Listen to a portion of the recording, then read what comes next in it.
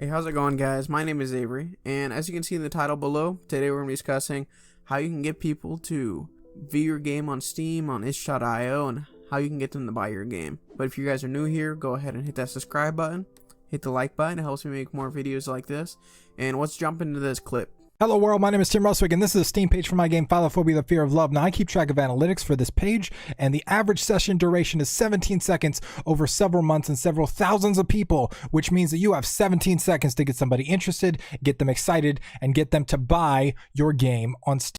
So if you guys are unfamiliar, Tim here, he runs the channel Gamedev Underground, where he makes a lot of videos discussing some of his own devlogs for his own games, but a lot of videos where he goes around and helps other game developers, where they can break down how games work and how they can improve their games and what you can really do to stay more motivated to keep working on your own game and get it published and to really be a good developer. So if you guys are unfamiliar with him, I'll have his link in the description. Go ahead and check him out. He makes some great videos. But as you can see here, he showed how his own game that he launched a little while back gets around 17 seconds on his Steam page. People go on there, they'll go and check some things out, and they've got 17 seconds to go ahead and add it to their wish list or add it to their cart, or they're going to close out on that tab. So how's he going to sell his game within 17 seconds? What's he need to do? So that's exactly what we're going to be discussing today. What you can do to make your page look nice, what you need to put on there for people to check it out for even longer than 17 seconds, and more importantly, for them to add it to their cart and to check it out. Just recently in a GDC talk, Chris Zukowski, he showed how people shop for your game on Steam. It's a 58-minute long video. I'll have the link in the description. There's also a typed up shorter version of it that's also in the description. But basically he did a study where he watched people use Steam and he watched people browse through all the games on there, hover over games, click on them, watch trailers, click on screenshots, and eventually add games to their cart. And the study was to see what really affects people, why they're interested in what, and what gets them to eventually in the end buy your own game. So it's a long video, so I'm going to break down some of the main concepts. The first thing is, when people are going to find your game, they're actually not going to just type in the name and go to it directly. They're going to see the game somewhere on the front page or on a search page. They're going to see it recommended somewhere, and from there they're just going to look at the screenshot, look at that thumbnail. So a thumbnail really needs to really stand out. It needs to be something different, it needs to be something interesting, and if it can grab them really, they're going to want to hover over it. So when you hover over a game, it's going to show you maybe a GIF, it's going to show you some screenshots, it has a tag and its name and who developed it. These 4 screenshots right here in this hover section are going to be the most important things basically that you can have on your page. Zach shows this example right here of Zelda. It's not an actual game on Steam, but he shows these 4 screenshots of these boss fights, and he says even though they look great, they can't be the 4 pictures you actually choose. Show what your game is. So you need to have a boss fight, you need to have something cinematic, you need to show your inventory system, you need to show all the main mechanics for your game. So we're going to jump into here in Philophobia. As you can see, hovering over this, it's something Tim might have not have thought about, but at least he didn't mention, maybe he already thought about it. But the 17 seconds is when they're already on that page, but they've had to already look at the game a little bit before even clicking on it. So as you can see here, hovering over his game, it flashes over some screenshots. He has some tags showing it's a platformer and a single player, that it's difficult, and he also has a subtitle, The Fear of Love. So it makes his game kind of stand out. The artwork looks great, and if we click on that, we have a trailer. So in Zach's talk, he discussed how trailers shouldn't be the very first thing you have. It shouldn't be the super cinematic. It shouldn't be like a movie. They should show what the game is. People aren't even going to watch the whole thing at first. They're going to skip right through it. I know I've done that dozens of times. Either skip to the screenshots, or you can just skip through the trailer looking for some sort of gameplay. But in Tim's case, his trailer is actually super great. It's not sort of cinematic. It has some taglines at the bottom, but it's showing actual gameplay. It's showing fast pace. It's showing a lot of scenes. It's showing a lot of things. So it's basically as if you were looking through the screenshots, but it's already there flashing right at you. It's super great. if one thing he were to add that Zach discussed in his talk is that it needs to be more than just gameplay. You can show the inventory system, you can show your menus. So he could at least add maybe a screenshot of a menu, a screenshot of his level selector, a screenshot of collectibles that he has. I know his game has some secret collectibles you can go around and pick up. So that could be something extra cool he could add, and it can make his game stand out just a little bit more. And as you can see here, he doesn't have a huge description. Zach talked about how you shouldn't have a giant description. People aren't going to read it. They're on there for 17 seconds. No one's going to read a 3-paragraph thing. He has a GIF. It's pretty sweet. It shows the gameplay, so you can even scroll through on his page, and you'll keep seeing more stuff.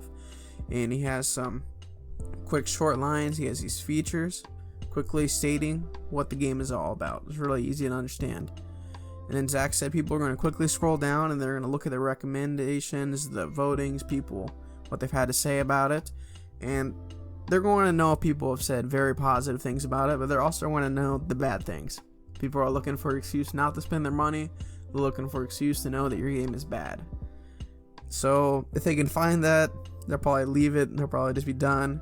But if they only find good things, if they don't find anything that's a big complaint, then that's really what's going to help them push forward, be more motivated to click that add to cart button or even click add to their wish list.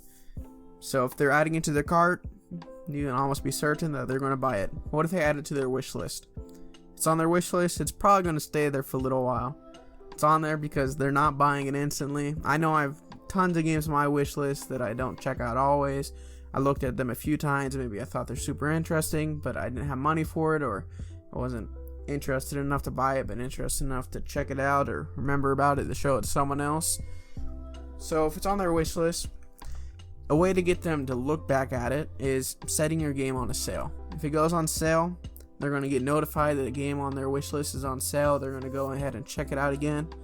They're going to remember they were interested in it before. They're going to see it. It's going to look interesting still. And they're going to see it's on sale, and it's going to more likely add to cart. And now, what if your game is on itch.io? As you can see, I uploaded my game to itch.io a few days ago from the Ludum Dare, and it's basically nothing. It's just this white canvas. I got a screenshot, got some controls right here. It's not that much. I added it the night of turning it in, so I didn't really work too much on it.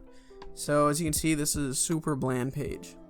People might click on here just because it's for the contest, but they aren't going to be super interested. They might look at the screenshot, but that's about it.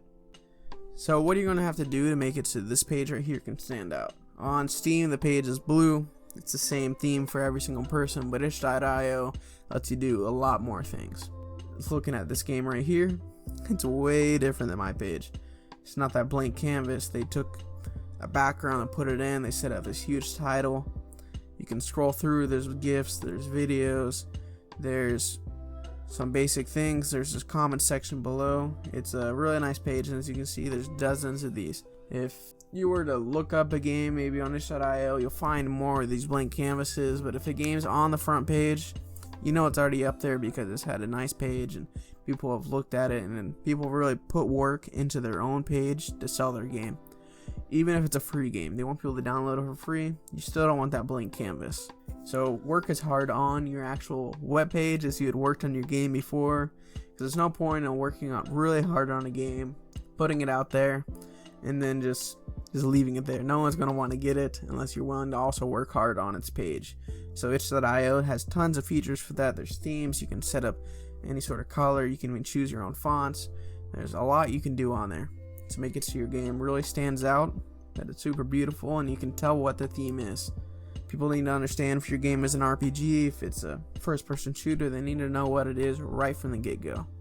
Even when they're on that hover page on Steam, if they're hovering over your game, they need to know exactly what it is, because it's going to pique their interest, and people are going to really know beforehand if they're even interested in it at all. So that's really going to help. So these are just some short, quick 2 things to do to help improve your own page on your games if you're selling them on Steam or itch.io, just things to quickly add on to. I'll be posting some more videos soon about how to promote your games better, how to get streamers to play your games, how to get YouTubers to play them, and how to get a hold of game news networks and anything sort of like that. So if you guys are interested in that, go ahead and hit that subscribe button. I also make game development tutorials, so I'll be working with STL2 and C++. I'll be having more of those out soon. I have these. Just last week I made a short Pong and a short brick breaker tutorial where you can make brick breaker and Pong in less than an hour. So if you guys are interested, definitely check that out. I'll have the links for everything in the description below. If you guys are new here, hit that subscribe button. Our goal for this month is to reach 500 subs. We're super close. I know we're going to get there. And for you guys that have already subscribed, thank you so much, and hope you guys enjoy this video, and see you guys next time. Bye.